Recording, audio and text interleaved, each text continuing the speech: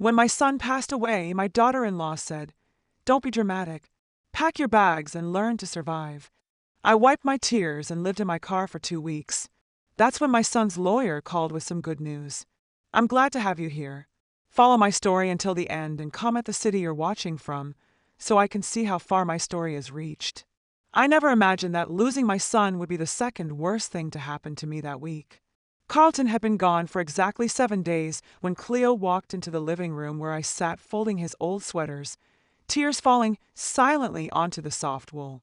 The funeral flowers were still fresh in their vases, their cloying sweetness mixing with the scent of his cologne that still lingered on his clothes. "Naden, we need to talk," she said, her voice sharper than I'd ever heard it. Not the gentle, sympathetic tone she'd used at the funeral when people were watching. I looked up, expecting maybe a conversation about the children, or perhaps arrangements for Carlton's belongings. My daughter-in-law stood in the doorway wearing designer jeans and a silk blouse that probably cost more than my monthly Social Security check. Her perfectly manicured nails drummed against the door frame. "Of course, honey, what is it?"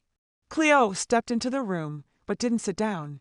She remained standing, towering over me as I sat curled on Carlton's favorite armchair, the one he'd insisted on keeping, even though it clashed with her modern decor.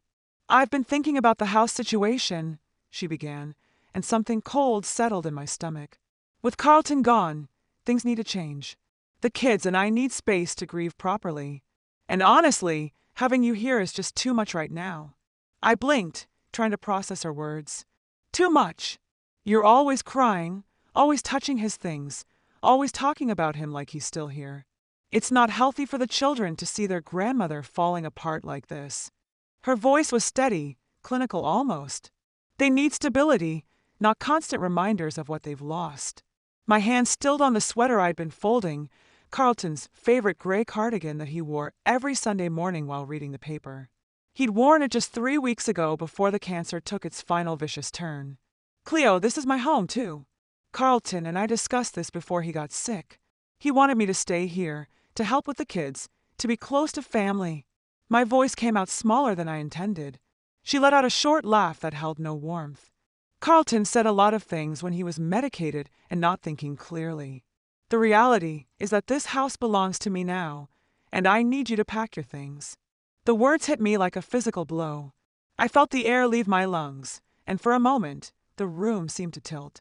"Pack my things. Don't be dramatic, Nain. You're a grown woman. Make your arrangements and learn to manage on your own. Carlton always said you were stronger than you acted." She paused, studying her reflection in the hallway mirror and smoothing down her blonde hair. "Besides, you'll figure something out. You always do." I thought about the small savings account Carlton had helped me maintain. Barely enough for a security deposit on a studio apartment. Certainly not enough for first and last month's rent in this expensive suburb where my grandchildren lived, where Carlton was buried, where my entire life existed. What about Emma and James? I watched them every day after school. I helped with homework. I cooked dinner. My voice trailed off as I saw her expression. "I'll figure that out. Maybe it's time they learned more independence anyway. Carlton babied them too much, and honestly, so do you." The casual cruelty in her tone made my chest ache. These were her own children she was talking about. The same children who ran to me when they scraped their knees, who asked me to read them stories, who called me their best grandma because I was their only grandma. Cleo's parents had never shown much interest in being grandparents. "How long do I have?" I managed to ask. "I'd like you gone by tomorrow evening. I have some people coming to look at redecorating Carlton's office, and I don't want any awkwardness." Tomorrow evening. 24 hours to dismantle the life I'd built here over the past 5 years.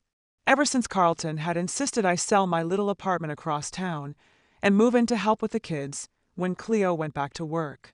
"Where am I supposed to go, Cleo? I don't have anywhere lined up. Can I have a week, maybe 2, just to find something?" Her expression didn't soften. If anything, it grew more impatient. "Nain, I really need you to stop making this harder than it has to be. Carlton's gone. The situation has changed. You're not my responsibility. Not her responsibility. After 5 years of cooking dinners she was too busy to make, of staying up with sick children while she traveled for work, of keeping this household running while she maintained her social calendar. I nodded slowly, not trusting my voice to remain steady. I'll pack tonight. As I started to rise from the chair, Cleo's voice stopped me. Oh, and Nain, I'd appreciate it if you didn't make a big scene with the children. They're already dealing with enough trauma. The last thing they need is to see you having some kind of breakdown. That night, I packed my belongings in the same suitcases I'd brought when I moved in. It was shocking how little I actually owned. Most of the furniture in my room had belonged to the house, and I'd gradually given away or donated most of my possessions over the years, keeping only the essentials and a few precious mementos. I tucked Carlton's gray cardigan into my suitcase, along with a framed photo of him holding the kids on their last Christmas morning. I left behind the small television he bought for my room, the comfortable reading chair that had been his housewarming gift to me, the bookshelf filled with novels we'd shared and discussed over Sunday morning coffee. The hardest part was writing the note for Emma and James. How do you explain to an 8-year-old and a 10-year-old that their grandmother is leaving without making their mother look like the villain? How do you say goodbye without promising to see them soon when you have no idea where you'll be living or how you'll manage it? In the end, I kept it simple. Grandma Nain had to move to a new place, but I love you both so much. Be good for Mommy. Love and hugs always. I left the note on their bathroom mirror where they'd see it in the morning after I was already gone. I couldn't bear to face their confused questions or see their tears. Cleo was right about one thing. They'd already lost their father. They didn't need to watch their grandmother fall apart, too. As dawn broke over the suburban street where Carlton had been so proud to buy his family's dream home, I loaded my car with everything I had left in the world. The trunk barely closed over my belongings, and the back seat held the few groceries I'd managed to grab from the kitchen. Crackers, peanut butter, bottled water, things that wouldn't spoil.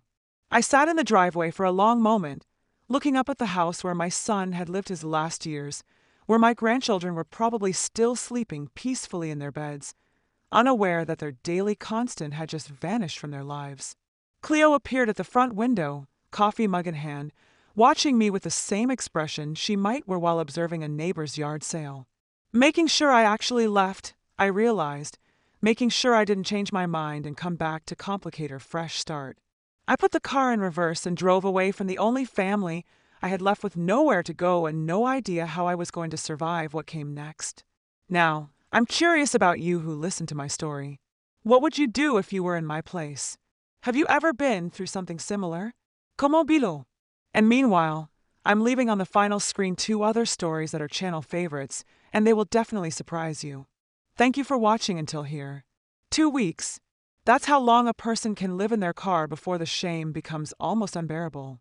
I'd parked behind a 24-hour diner on the outskirts of town, far enough from Carlton's neighborhood that I wouldn't risk running into anyone I knew, but close enough that I could still drive by the kids' school sometimes and catch a glimpse of them at recess.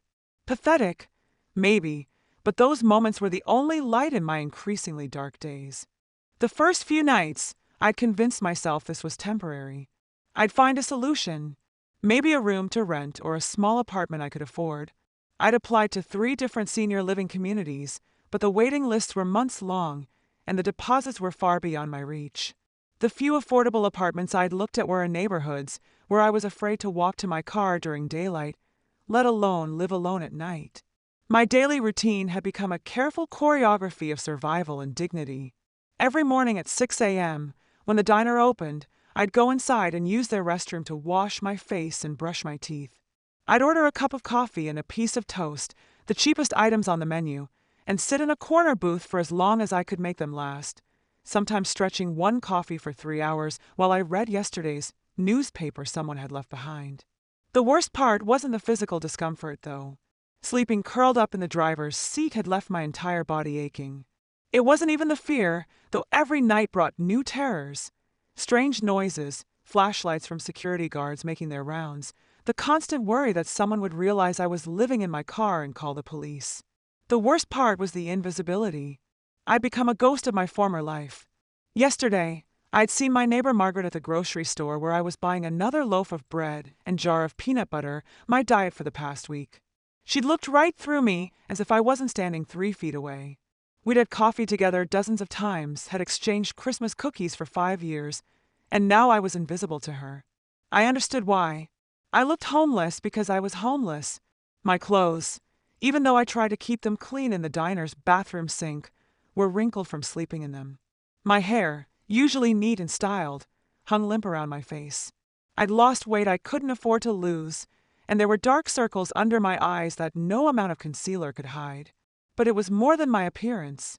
It was like I'd crossed some invisible line that separated the housed from the unhoused. And once you crossed it, people couldn't see you anymore. You became part of the landscape they drove past, a problem they didn't want to acknowledge. The hardest moment came when I decided to drive by Carlton's house, my former home, to see if I could catch sight of Emma and James playing in the backyard. What I saw instead made my stomach clench with a mixture of rage and heartbreak. There was a dumpster in the driveway, overflowing with furniture and belongings.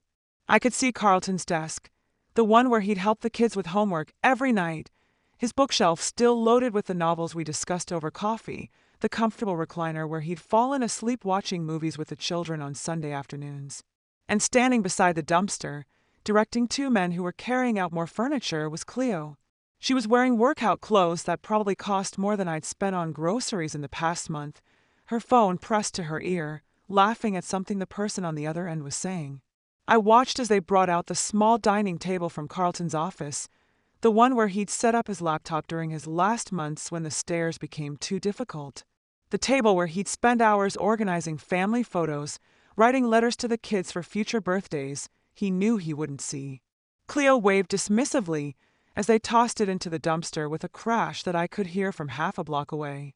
I drove away before she could see me, my hands shaking so hard I had to pull over in an empty parking lot and sit until the worst of the trembling stopped.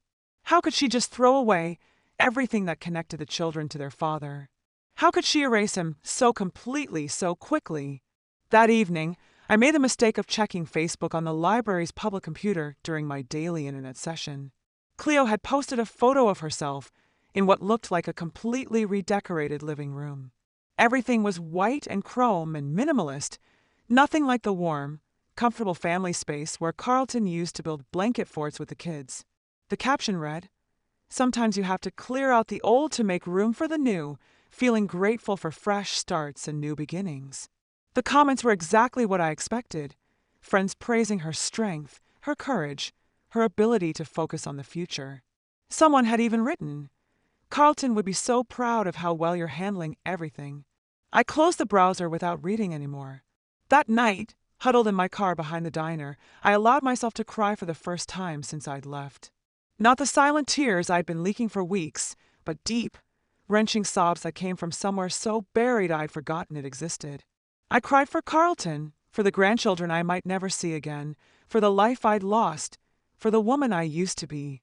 But mostly I cried because I was starting to believe what Cleo's actions had told me all along, that I was disposable, that 5 years of love and service and sacrifice meant nothing, that I was just an inconvenience to be discarded when I was no longer useful.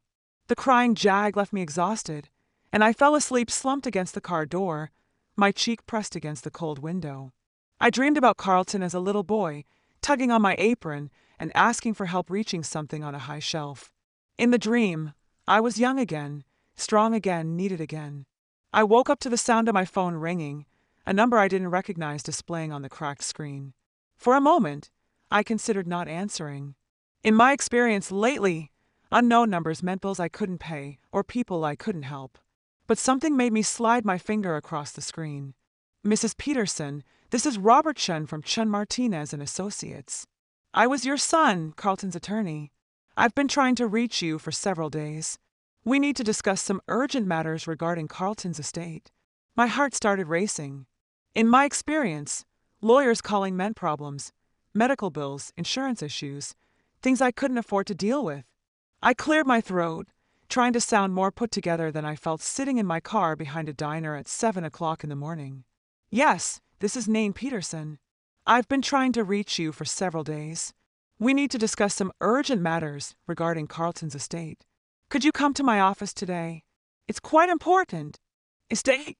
Carlton had always been careful with money, but I assumed whatever he had would go to Cleo and the children. "I'm not sure I understand. Cleo handles all of Carlton's affairs now." There was a pause on the other end of the line. Mrs. Peterson, there are specific provisions in your son's will that concern you directly. Provisions that Mrs. Peterson, Cleo, is not aware of. I really need to speak with you in person. Something in his tone made my pulse quicken. Can you tell me what this is about? Not over the phone. Can you be here at 10 a.m.? I'm located downtown, the Morrison Building on 5th Street. I looked down at my wrinkled clothes, ran a hand through my unwashed hair. Mr. Chun, I should probably mention that I'm going through a difficult time right now. I might not look very presentable. Mrs. Peterson, his voice was gentle but firm. Please come as you are. This cannot wait any longer. 3 hours later, I sat in the most luxurious office I'd ever been in, feeling completely out of place. Robert Chin was a distinguished man in his 50s, with kind eyes behind wire-rimmed glasses. He'd offered me coffee, which I'd accepted gratefully. It was the first decent cup I'd had in weeks. Mrs. Peterson, before we begin, I need to ask you something, and please answer honestly. What is your current living situation? The question caught me off guard, and I felt heat rise to my cheeks. I'm between homes at the moment. His expression grew concerned. Carlton mentioned that there might be issues with Cleo after his passing. Are you staying with friends? Family? The kindness in his voice almost undid me. I looked down at my hands wrapped around the warm coffee mug. I'm staying in my car. I see. He made a note on his legal pad, and I expected judgment, but his face showed only compassion. Carlton was a very intuitive man. He anticipated this might happen. He pulled out a thick manila folder and opened it carefully. Mrs. Peterson, I need to read you several sections of your son's will. But first, let me ask, what do you know about Carlton's financial situation? Not much. I know he had life insurance through his work in the house, but I assumed it all went to Cleo and the children. Mr. Chun nodded slowly. Carlton came to see me about 8 months ago, shortly after his cancer diagnosis. He was very specific about certain changes he wanted to make to his will. Changes that he asked me to keep completely confidential until after his death. He pulled out a document and adjusted his glasses. Let me read you the relevant section. To my beloved mother, Nain Peterson, who sacrificed so much for my happiness and well-being throughout my life, I leave the sum of $7 million to be held in trust and managed by Chin Martinez and Associates until such time as Mrs. Peterson can establish stable housing and financial management. The words seemed to hang in the air. I stared at him, certain I had misheard. I'm sorry. Could you repeat that? $7 million, Mrs. Peterson. Your son was far wealthier than most people knew. He'd been making extremely successful investments for years, and his life insurance policy was substantial. I felt dizzy. But Cleo said, she said everything belonged to her now. Mrs. Peterson, may I ask what exactly Cleo told you? The words tumbled out, the expulsion from the house, the casual cruelty, the complete dismissal of my 5 years of service to the family. As I spoke, Mr. Chen's expression grew increasingly grim. Carlton specifically anticipated this scenario, he said when I finished. There's more to the will that you need to hear. He flipped to another page. In the event that my wife, Cleo Peterson, attempts to remove my mother from the family home or otherwise cut off contact between my mother and my children, full custody of Emma Peterson and James Peterson shall immediately transfer to my mother, Nain Peterson, with all necessary financial support included. My coffee mug slipped from my numb fingers, and Mr. Chin quickly moved to catch it before it hit his expensive carpet. Custody? But how is that possible? Carlton filed all the necessary paperwork months ago. He documented several concerning behaviors he'd observed in Cleo, her increasing focus on his life insurance payouts, her comments about starting fresh after his death, her apparent lack of emotional connection to the children's grief process. He pulled out another folder, this one thicker. Carlton also set up recordings of several conversations with Cleo during his final weeks, conversations where she discussed her plans for after his death, including her intention to send you away and possibly relocate the children to be closer to her sister in California. He recorded her with legal counsel's guidance. Yes, Carlton was very concerned about his children's welfare. He'd noticed that Cleo seemed to view them more as accessories to her lifestyle than as individuals with their own needs. Mr. Chin opened another document. There's also a letter he wrote to you, to be delivered with this information. Would you like me to read it, or would you prefer to read it privately? My hands were shaking, so badly I didn't trust myself to hold paper. Could you read it, please? He unfolded a sheet of paper covered in Carlton's familiar handwriting. Mom, if you're hearing this, it means my worst fears about Cleo have come true. I'm so sorry I couldn't warn you while I was alive, but I was afraid she'd turn the kids against you if she knew what I suspected about her true feelings toward our family. I've been watching her for months, and I've seen how she looks at you when she thinks no one is paying attention. I've heard her on the phone with her sister, talking about how much easier her life will be when she doesn't have to deal with Carlton's needy mother anymore. I know she probably told you that you're not wanted, that you're a burden. She's wrong. You are the most loving, selfless person I've ever known. You gave up your own comfort to help us, and I will never forget that. The money I'm leaving you isn't just an inheritance. It's payment for all the years you put our needs before your own. It's also my way of making sure you have the power to protect Emma and James, the way you always protected me. I know Cleo will fight this, but I've made sure she can't win. You are their grandmother, and you love them in a way she never has and never will. They need you, Mom. I need you to take care of them. Don't let guilt or doubt stop you from claiming what's rightfully yours. You earned every penny, and those children need at least one parent who puts their emotional well-being first. I love you, and I'm sorry I waited so long to make sure you were protected. Your grateful son, Carlton. By the time Mr. Chin finished reading, tears were streaming down my face. Not tears of grief this time, but something else entirely, relief, vindication, and underneath it all, a growing sense of power I hadn't felt in weeks. When can we proceed with the custody transfer? I asked, my voice steadier than it had been in days. Mr. Chin smiled. We can file the paperwork this afternoon, but first, let's get you out of that car and into a hotel while we arrange for more permanent housing. Carlton set aside funds specifically for your immediate needs. As we discussed logistics, I felt something shifting inside me. For 2 weeks, I'd been a victim of circumstances, of Cleo's cruelty, of my own helplessness. But sitting in that office, learning about the elaborate safety net my son had constructed around me and his children, I realized I wasn't a victim anymore. I was about to become the most important person in Emma and James' lives, with the financial means to give them everything they needed and the legal authority to protect them from their mother's emotional neglect. Carlton had given me more than money. He'd given me purpose, power, and the chance to honor his memory by loving his children the way he'd always loved me. For the first time in weeks, I smiled. 3 days later, I stood in front of the house that had been my home for 5 years. But this time, everything was different. This time, I held legal documents that changed everything. Mr. Chun had insisted on accompanying me, along with a social worker from the county and a police officer. Standard procedure for custody transfers, he'd explained. I'd spent the previous 2 nights in a comfortable hotel suite, eating room service and taking long, hot showers, while Mr. Chen's office arranged for emergency housing assistance and processed the legal paperwork. I was wearing new clothes, nothing fancy, but clean and properly fitted. I'd gotten my hair styled and felt more like myself than I had in weeks. But the biggest change wasn't visible. It was the way I carried myself, the quiet confidence that came from knowing I wasn't powerless anymore. Remember, Mr. Chin said quietly as we walked up the front path, let me do most of the talking initially. This will be a shock to Mrs. Peterson, and she may react emotionally. The police officer, a kind-faced woman named Officer Martinez, nodded toward the house. I can see movement inside. Looks like someone's home. I pressed the doorbell, the same doorbell I'd heard thousands of times, but never as a visitor with legal authority.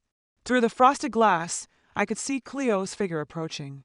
She was probably expecting a delivery, or maybe one of her friends stopping by to admire her redecorating project. The door swung open, and Cleo's expression went through several rapid changes: confusion, recognition, annoyance, and finally something approaching panic as she noticed the official entourage behind me. Nain, what is this? What are you doing here? Mr. Chin stepped forward smoothly. Mrs. Peterson, I'm Robert Chun, Carlton's attorney. We need to discuss some important legal matters concerning your children. May we come in? I don't understand. Nain, why are there police here? Are you in some kind of trouble? The irony wasn't lost on me. Even now, Even seeing me with lawyers and official documentation, Cleo's first assumption was that I was the problem, that I was the one who had done something wrong. "Mrs. Peterson," Officer Martinez said gently, "we're here to execute a legal custody transfer. May we step inside so we can discuss this privately?" Cleo's face went pale, but she stepped back to let us in. The living room looked exactly as it had in her Facebook photos: sterile, expensive, and completely devoid of anything that suggested children lived here. Gone were Carlton's warm touches, the family photos, the comfortable furniture where the kids used to do homework and watch movies. "Where are Emma and James?" the social worker asked, consulting her clipboard. "They're at school," Cleo said automatically, then seemed to realize the implications of the question. "Wait, what did you mean by custody transfer? What is this about?" Mr. Chin opened his briefcase and pulled out the documents we discussed. "Mrs. Peterson, I need to inform you of certain provisions in your late husband's will that are now taking effect." As he read the relevant sections aloud, I watched Cleo's face transform. The polished mask she always wore began to crack, revealing something raw and desperate underneath. "That's impossible," she interrupted, her voice rising. "Carlton never said anything about this. You're lying. I have all the original documents here, Mrs. Peterson, including audio recordings of conversations between you and Carlton where these concerns were discussed." "Recordings?" Her voice was a whisper now. Mr. Chin pulled out a small digital device. "Carlton documented several conversations where you discussed your plans for after his death, including your intention to remove Mrs. Nain Peterson from the children's lives and potentially relocate to California." He pressed play, and Carlton's voice filled the room. Even after weeks, hearing him speak made my chest tighten with grief. "Cleo, I need to know what your plans are for Mom after I'm gone." Cleo's recorded voice was cold, matter of fact. "Carlton, we've talked about this. Your mother is lovely, but she's not my responsibility. The kids and I need space to heal and move forward." "Move forward to where?" "I've been thinking California might be nice. Fresh start, closer to my sister. The kids would love the beaches. And Mom, your mother is a grown woman, Carlton. She'll figure something out." The recording continued, but I stopped listening to the words. Instead, I watched Cleo's face as she heard her own voice dismissing me so casually, discussing my future like I was a piece of furniture she needed to dispose of. When the recording stopped, the silence in the room was deafening. "How dare you?" Cleo whispered, and for a moment, I thought she was talking to Mr. Chun. Then she turned to me, her eyes blazing with fury. "How dare you come into my home with these people and try to take my children?" "They're not just your children," I said quietly, speaking for the first time since we'd entered. "They're Carlton's children, too. And according to his will, they're now my responsibility. You can't do this. I'll fight it. I'll prove you're unfit. You're homeless. You have no job, no money." Mr. Chun cleared his throat. "Mrs. Peterson, I should inform you that Mrs. Nain Peterson is now the beneficiary of a $7 million inheritance from Carlton's estate. Her housing and financial situation have been completely resolved." The number hit Cleo like a physical blow. She actually stumbled backward, catching herself against the white leather sofa that had replaced Carlton's comfortable old sectional. $7 million? Her voice was barely audible. But the life insurance was only $2 million. I already received that. Carlton had significant investments and assets beyond the life insurance policy, Mr. Chin explained patiently. Assets that he chose to leave to his mother, along with custody of his children.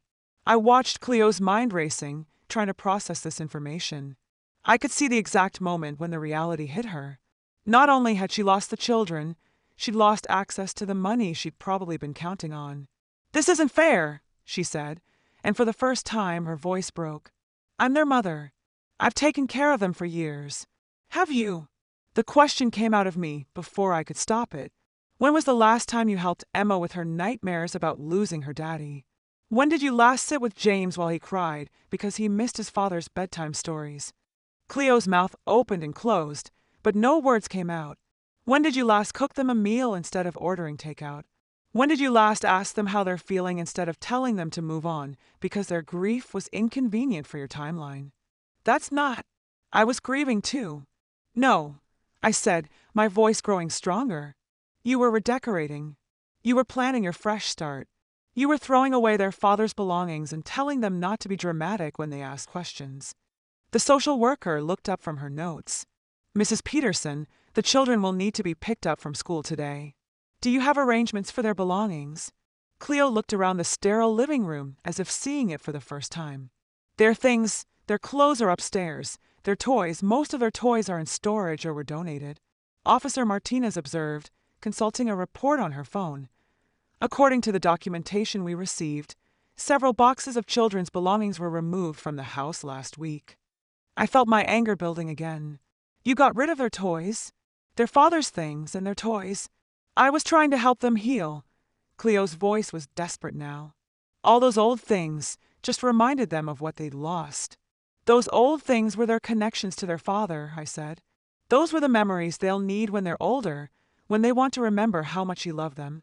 The social worker closed her notebook. Mrs. Peterson will need to collect the children at 3:15 when school dismisses. Mrs. Nain Peterson has temporary housing arranged, and permanent housing will be established within the week. As the official group began to file out to prepare for the school pickup, Cleo grabbed my arm. Nain, please. You don't understand what you're doing. Those kids need stability, routine. I can provide that. I looked down at her hand on my arm, remembering all the times I'd reached out to her over the years, offering help, comfort, support, only to be politely but firmly pushed away. Cleo, I said gently, removing her hand from my arm, you had your chance to provide stability. Instead, you provided a hotel room service meal and a redecoration project. I walked toward the door, then paused and turned back. The children will be allowed to see you, of course. Carlton wanted them to have a relationship with their mother, but it will be supervised visits, and it will be on my terms. This isn't over, she called after me, but her voice lacked conviction. As we drove toward the elementary school, I felt a strange mixture of sadness and anticipation. Sadness for the family that Carlton had tried so hard to hold together. Anticipation for the chance to give Emma and James what they really needed. Not a perfect house or expensive clothes, but someone who would listen to their fears, honor their father's memory, and love them unconditionally, the way Carlton had always loved me. The first thing Emma said when she saw me waiting outside her classroom wasn't, "Grandma Nain," or "What are you doing here?" It was a whisper that broke my heart. "Are you real, or am I dreaming again?" I knelt down to her level, ignoring the curious stares from other parents and teachers. "I'm real, sweetheart, and I'm here to take you and James home. But Mommy said you went away because you didn't want to live with us anymore." Her voice was so small, so careful, like she was afraid the wrong words might make me disappear again. I felt the social worker's gentle hand on my shoulder, a reminder that I needed to be careful how I responded, that everything I said would be part of the official record. But looking into Emma's confused 8-year-old eyes, I couldn't bring myself to care about documentation. "Your mommy was wrong, Emma. I never wanted to leave you. I love you and James more than anything in the world." James appeared from his classroom down the hall, his 10-year-old swagger faltering the moment he spotted me. For a second, his face lit up with pure joy. Then he seemed to remember something, and his expression closed off. "Mom said you were mad at us," he said when he reached us, his voice trying to sound casual but failing. "She said that's why you left without saying goodbye." I looked between these two beautiful children, seeing the careful walls they'd built around their feelings, the way they'd learned to protect themselves from disappointment. In just 2 weeks, they'd already started adapting to a world where people they loved could vanish without warning. "James, Emma, I need you both to listen to me very carefully," I said, sitting down on the hallway floor so we were all at the same level. "I didn't leave because I was mad at you or because I didn't want to live with you. I left because your mother asked me to leave, and I thought I had to do what she said." "But you're our grandma," Emma said, tears starting to form in her eyes. "Grandmas aren't supposed to leave. You're absolutely right. Grandmas aren't supposed to leave, and I'm never leaving you again." The social worker cleared her throat gently. "Children, your grandmother is going to be taking care of you from now on. She has a nice place for you to stay, and all the legal paperwork has been completed." James's eyes widened. "You mean we don't have to live with Mom anymore?" The question hung in the air, and I realized that these children had been just as unhappy with their post-Carlton life as I'd suspected. They'd been grieving not just their father, but the warmth and comfort that had disappeared from their home along with him. "You'll still see your mother," I explained carefully. "But you'll live with me. We'll have our own place with room for all your things and all your memories of Daddy." "Can I have pictures of Daddy in my room?" Emma asked immediately.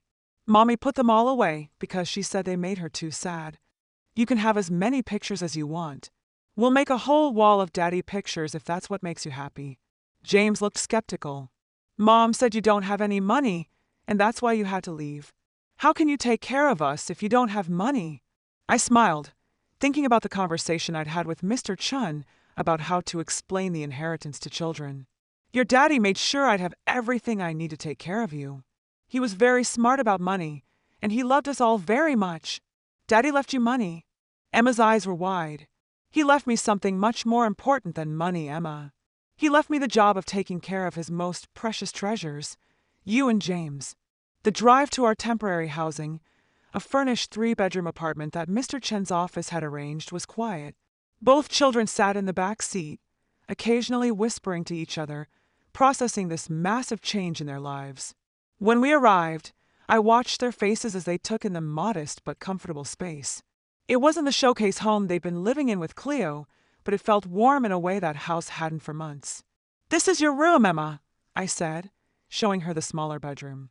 I'd already started decorating with some of her favorite things I'd managed to salvage: a few stuffed animals, some books, the night light that looked like a butterfly. "And James, this one is yours." James stood in the doorway of his room, looking around at the twin bed, the desk where he could do homework, the bookshelf waiting to be filled. "It's smaller than my room at Mom's house," he observed. "That's true. Is that okay?" He was quiet for a long moment.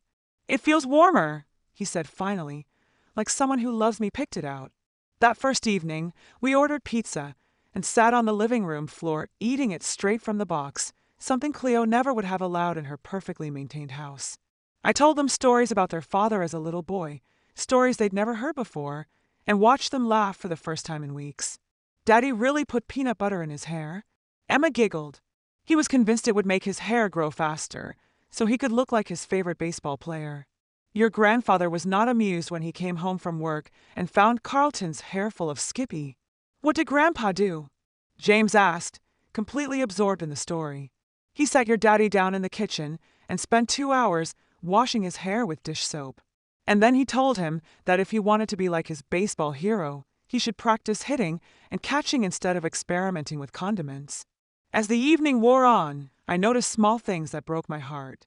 Emma automatically started cleaning up the pizza boxes and napkins without being asked, something she'd clearly been trained to do to keep Cleo's house spotless. James kept glancing at the clock and asking if it was time for bed, as if he was worried about breaking some rule. "Emma, sweetheart, you don't have to clean up. We can do it together in a little while." "But Mom says if we don't clean up right away, we make extra work for other people." "Your mom was right that it's good to be helpful," I said carefully. "But in our house, we don't have to worry about making everything perfect all the time. Sometimes it's okay to just relax and enjoy being together." That night, after both children were settled in their beds, I sat in the living room and called Mr. Chun to update him on the transition. "How are they adjusting?" he asked. "Better than I expected. But there are signs that they've been walking on eggshells for months. They're afraid to make messes, afraid to be too loud, afraid to show too much emotion." That's consistent with what Carlton documented in his notes about Cleo's parenting style. The good news is that children are resilient. With consistent love and patience, they'll remember how to be children again. Over the next few weeks, I watched Emma and James slowly come back to life. Emma started having tea parties with her stuffed animals again, instead of keeping them lined up perfectly on her shelf. James began leaving his baseball glove on the kitchen counter and his homework spread across the dining table instead of immediately putting everything away. They started asking questions about their father, not just the sanitized memories Cleo had allowed, but real questions about his childhood, his fears, his dreams, his sense of humor. I showed them videos on my phone of Carlton teaching them to ride bikes, of family barbecues, of quiet Sunday mornings when he'd make pancakes in funny shapes. "Daddy was really scared of spiders?" James asked one evening as we looked through old photo albums. "Terrified. When he was about your age, He called me screaming from the bathroom because there was a spider on the wall. I had to come upstairs and capture it with a cup and a piece of paper. But Dad wasn't scared of anything, Emma protested. Oh, sweetheart, everyone is scared of something. Your daddy was scared of spiders and thunderstorms, and the first time he had to give a presentation at work. But being brave doesn't mean you're not scared.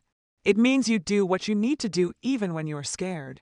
These conversations were healing for all of us. The children were reclaiming their father as a real person rather than the perfect memory Cleo had tried to preserve. And I was remembering Carlton not just as the son I'd lost, but as the man who'd loved his children enough to protect them even after his death. But the real breakthrough came on a rainy Saturday afternoon when Emma found me crying quietly in the kitchen while I made lunch. Grandma Nain, are you sad because of Daddy? I wiped my eyes and knelt down to her level. Yes, sweetheart. I miss him very much. Do you ever feel sad about Daddy? She nodded solemnly. Mommy said I shouldn't cry about Daddy because it makes other people sad too. Oh, Emma. I pulled her into a hug.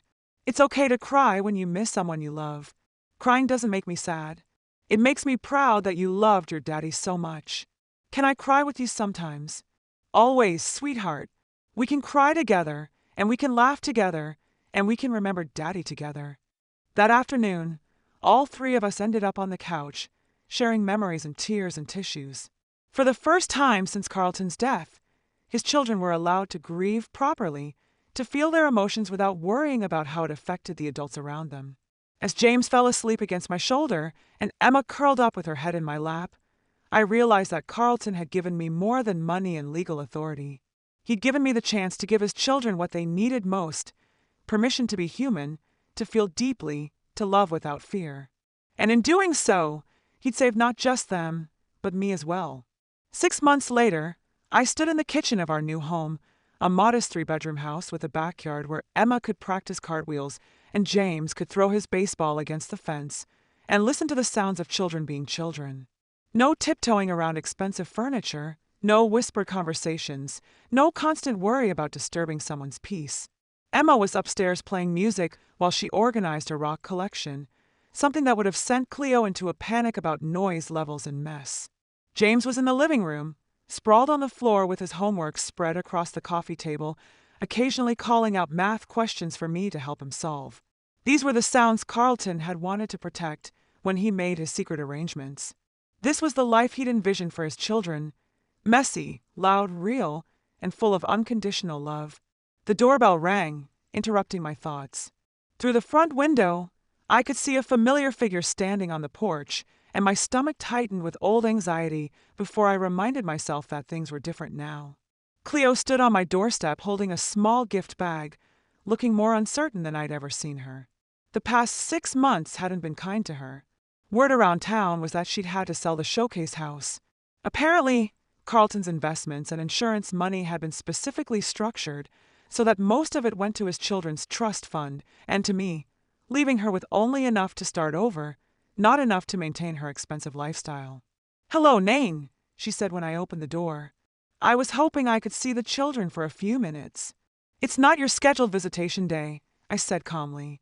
Over the months, we'd established a routine: supervised visits every other Saturday afternoon with the understanding that any changes needed to be discussed in advance. "I know. I brought Emma something for her birthday next week, and I thought maybe we could talk." I studied her face, looking for signs of the manipulation that had once come so naturally to her. Instead, I saw something I'd never seen before: genuine humility. "The children are doing homework," I said, "but you can come in for a few minutes." She followed me into the living room where James looked up from his math problems with a polite but guarded expression. "Hi, Mom." "Hi, sweetheart. How's school going?" "Good." I made the honor roll again. His voice was matter-of-fact, neither seeking her approval nor rejecting her interest. "That's wonderful, James. Your father would be so proud." Something in her tone was different, softer, less performative. James seemed to notice it too, because his posture relaxed slightly. "Emma," I called upstairs. "Your mother is here." Emma appeared at the top of the stairs, and I watched Cleo's face change as she took in her daughter's appearance. Emma's hair was in a messy ponytail. She was wearing comfortable clothes that had definitely seen better days, and there was a streak of something that might have been paint or marker on her cheek. She looked exactly like what she was, a 9-year-old girl who'd been allowed to be a child. "Hi, Mommy," Emma said, coming down the stairs but stopping a few steps from the bottom. "I brought you an early birthday present," Cleo said, holding out the gift bag. Emma looked at me for permission before accepting it, another sign of how much their relationship had changed. Inside the bag was a small silver locket, not expensive or flashy, just simple and pretty. "It has a picture of Daddy in it," Cleo said quietly. I thought you might like to wear it sometimes." Emma opened the locket and smiled when she saw Carlton's photo inside. "Thank you, Mommy. It's really pretty. Would you like me to help you put it on?" Emma nodded, and for a few minutes they worked together to fasten the chain around her neck. It was the most natural interaction I'd seen between them since before Carlton's death. After Emma went back upstairs and James returned to his homework, Cleo and I stood in the kitchen, the space thick with unspoken words. "They look happy," she said finally. "They're happy. They're allowed to be sad sometimes, too, which is equally important." She nodded slowly. "I wanted to apologize, Nain, for how I treated you after Carlton died. For the things I said." I leaned against the counter, studying her face. "What changed?" "Losing them," she said simply. "Losing the children made me realize that I'd been losing them already, bit by trying to control everything instead of just loving them. And seeing how much they've thrived with you made me understand that Carlton was right. He knew what they needed, and he knew I wasn't ready to give it to them. It was the closest thing to accountability I'd ever heard from Cleo, and I found myself softening slightly despite myself. They still need their mother," I said carefully. "Just not the mother you were trying to be. They need you to be real with them, to let them see your emotions, to admit when you make mistakes. I don't know how to do that. I was raised to keep everything together, to never let anyone see you struggle." Carlton struggled, too, especially at the end. But he let the children see that it was okay to be scared, okay to be sad, okay to need help. That's what made him such a good father. Cleo was quiet for a long moment, then said something that surprised me. "You're a good grandmother, Nain. Better than I ever gave you credit for. I love them. That's all I've ever done. No, it's more than that. You listen to them. You see who they really are instead of trying to make them into who you think they should be."